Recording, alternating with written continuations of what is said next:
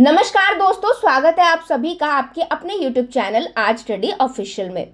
तो दोस्तों, आज हम बात करेंगे अलीगढ़ मुस्लिम विश्वविद्यालय यानी कि AMU को लेकर हाल ही में आए सुप्रीम कोर्ट के ऐतिहासिक फैसले के बारे में। AMU के अल्पसंख्यक दर्जे का विवाद कब और कैसे शुरू हुआ और इसके पीछे क्या तर्क दिए गए, और अब कोर्ट का जो ये नया फैसला आया है वो इसे किस दिशा में लेके जाएगा। साथ ही दोस्तों, हम जानेंगे अलीगढ़ मुस्लिम विश्वविद्यालय के इतिहास के बारे में।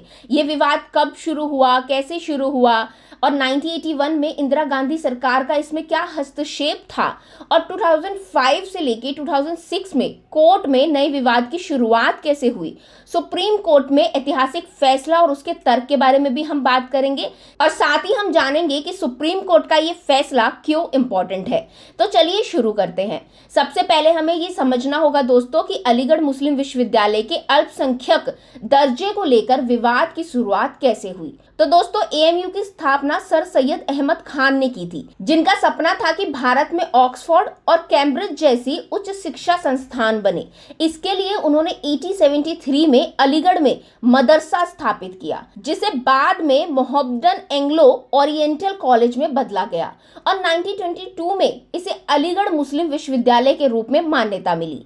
AMU के निर्माण का मुख्य उद्देश्य मुस्लिम समुदाय को आधुनिक शिक्षा प्रदान करना था। अब दोस्तों, विवाद की शुरुआत तब हुई जब 1965 में केंद्र सरकार ने AMU एक्ट में संशोधन करते हुए इसकी स्वायत्तता को समाप्त कर दिया। इसके बाद अजीज बाशा नाम के एक व्यक्ति ने 1968 में सुप्रीम कोर्ट में इसे चुनौती दी। 5 जजों की बेंच ने यह फैसला सुनाया कि AMU एक अल्पसंख्यक संस्थान नहीं है। सुप्रीम कोर्ट ने कहा कि ब्रिटिश सरकार ने इसे स्थापित किया और इसे मान्यता दी, इसलिए इसे मुस्लिम समुदाय द्वारा स्थापित नहीं माना जा सकता।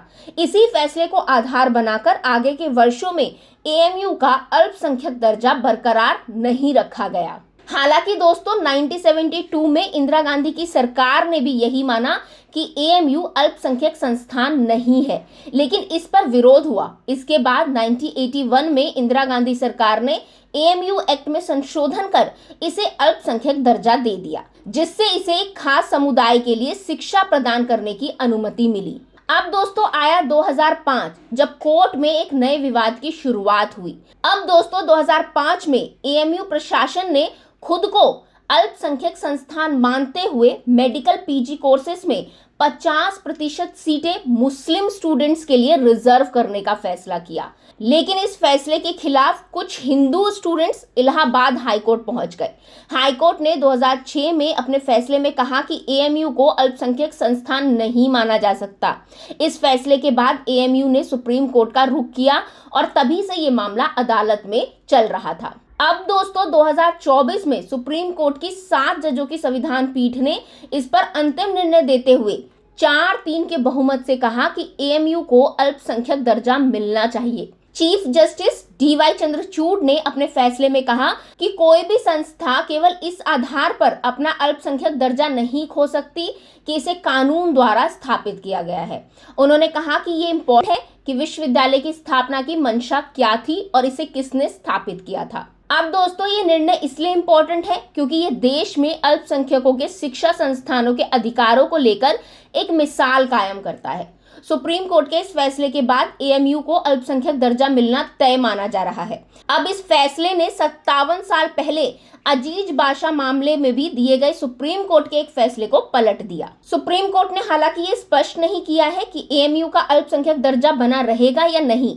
उन्होंने कहा कि इस मामले की लीगैलिटी की जांच करने के लिए 3 जजों की एक नई बेंच गठित की जाएगी, जो मुख्य न्यायाधीश द्वारा तय की जाएगी। अब दोस्तों, सुप्रीम कोर्ट के इस फैसले के बाद AMU के स्टूडेंट्स और कर्मचारी ने खुशी मनाई, मिठाई बांटी, आतिशबाजी की गई और बाबे सैयद पर एकत्र होकर नारे लगाए गए। इस फैसले का असर केवल AMU पर नहीं बल्कि पूरे देश के अल्पसंख्यक समुदाय पर पड़ा है, जिससे उनका सुप्रीम कोर्ट के प्रति विश्वास और ज्यादा बढ़ गया है। तो दोस्तों, आज की वीडियो के लिए बस इतना ही। अगर आपको ये वीडियो पसंद आया हो तो इसे लाइक करें, शेयर करें, अपनी राय हमें कॉमेंट के जरिए जरूर बताएं। साथ ही हमारे चैनल आज स्टडी ऑफिशियल को सब्सक्राइब करना ना भूलें। अब मिलेंगे अगले वीडियो में, तब तक के लिए थैंक यू।